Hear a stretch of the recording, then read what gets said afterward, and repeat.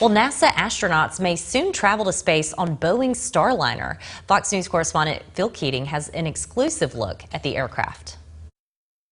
We have this large lightning catenary over us, which protects the rocket from a lightning strike. Veteran astronaut Chris Ferguson last flew into space on the final space shuttle mission in 2011 on Atlantis. On the shoulders of the space shuttle, America will continue the dream.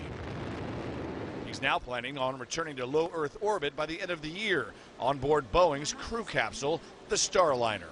Boeing gave us great access into their production facility, where 3 Starliner capsules are in various stages of development and on the verge of flying into space from this launch pad. I think everybody should be excited about the fact that their nation's getting ready to go back in space again from U.S. soil, right here at the Kennedy Space Center, Cape Canaveral. It's pretty exciting. Right below us. Right next to us. Boeing and SpaceX are both hustling to launch astronauts by the end of the year. SpaceX successfully launched an uncrewed Dragon capsule in March, putting a mannequin into space. Boeing hopes to do the same uncrewed test flight in September. We have the expertise, we have the knowledge. The team's really dedicated.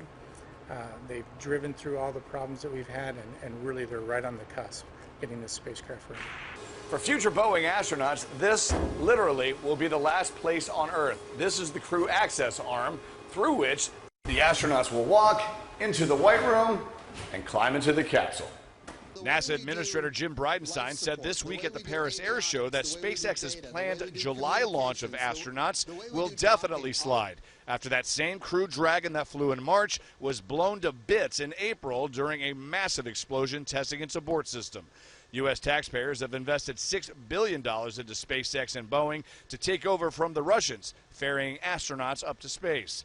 The contract with Russia ends early next year, so Boeing and SpaceX have a little deadline pressure. At the Kennedy Space Center, Phil Keating, Fox News.